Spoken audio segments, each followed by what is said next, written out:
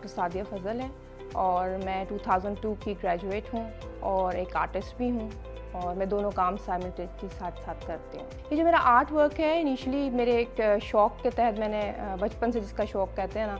उसके तहत शुरू किया था। फिर ये आहिस्ता आहिस्ता एक बिज़नेस की शक्ल इख्तियार कर गया और अब ये है कि ये आर्ट मैंने अब एक स्क्रैप आर्ट थेरेपी के नाम से एक नई, इसमें एक नई जहद आप कह लें, मैं वो लेके आई हूँ कि मैंने इसके अंदर स्क्रैप यूज़ करके इसको 3 मुख्तलिफ़ अशकाल में या 3 मुख्तलिफ़ एवेन्यूज़ में इस्तेमाल करना शुरू किया है। जिसमें से एक जो है मेरा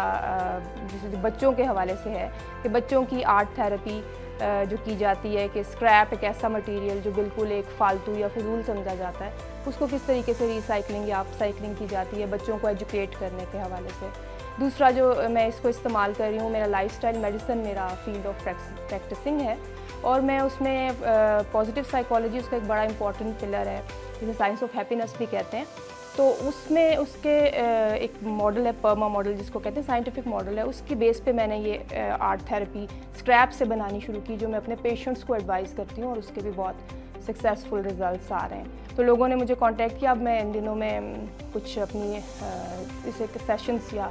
जो अपने वर्कशॉप्स है वो लेती हूँ लोगों के विदाउट एनी कॉस्ट और उनको सिखाती हूँ कि किस तरीके से स्क्रैप से आप अपना कोई आर्ट वर्क बना सकते हैं। कुछ चीज़ें तो वेस्टेज में आ जाती हैं जो आप नहीं वो कर सकते, जो डिकम्पोज हो जाती हैं, लेकिन जो कि चीज़ें डिकम्पोज नहीं होती, जैसे प्लास्टिक बिल्कुल एक ऐसी चीज़ है जो मतलब एक नोन फैक्ट है कि वो डिकम्पोज नहीं होता। एक तो मैंने जो मेरी आपने देखी होंगी, मैं जो कैलीग्राफी के लिए बैकग्राउंड यूज़ करती हूँ या आमतौर पे अपनी पेंटिंग्स जो टेक्सचर बनाती हूँ वो एक टेक्सचर पेस्ट है ख़ास, जो कि मैं ये जो आपके अंडे के कार्टन्स आते हैं, ये एक वाहिद चीज़ है जिसको मैं अपने उसके अंदर इस्तेमाल करती हूँ। लेकिन ये जिस तरह आप कह लें कि जो टेक्सचर बनाने का अमल है ना, उसको बहुत खूबसूरत बना देती है ये चीज़। प्लास्टिक जो है वो काफ़ी जिसे कहते हैं ना माहौल दोस्त बिल्कुल भी नहीं है। फॉर एग्ज़ाम्पल प्लास्टिक के ये जैसे एक कंटेनर है, इसमें मेरा ख्याल है कुछ ड्राई फ्रूट या इस तरह कुछ आया था, जो कि एक सादा प्लास्टिक का कंटेनर था और मैंने इस पर जो आर्ट की 4-5 टेक्निक यूज़ की हैं, पेंट के अलावा भी ये जो टेक्सचर पेस्ट आपको नज़र आ रही है वो भी, और डेकोपाज वगैरह भी, इससे करके ये कंटेनर बनाया है। इसी तरह ये वाले जो डब्बे हैं ये भी हमारे बहुत ज़्यादा कॉमन है, क्योंकि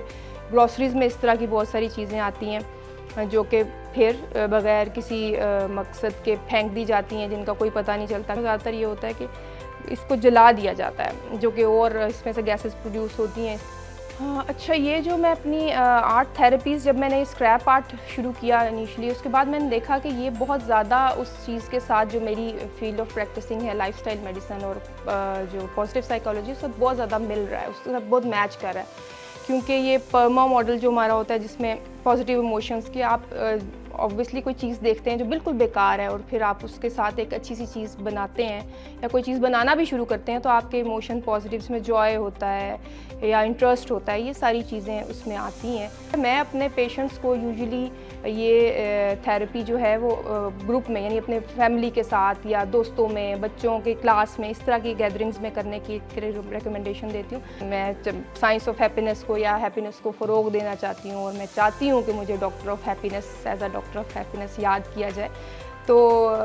ये कॉज़ जो है ये फैमिली के सपोर्ट के बगैर मुमकिन नहीं होता।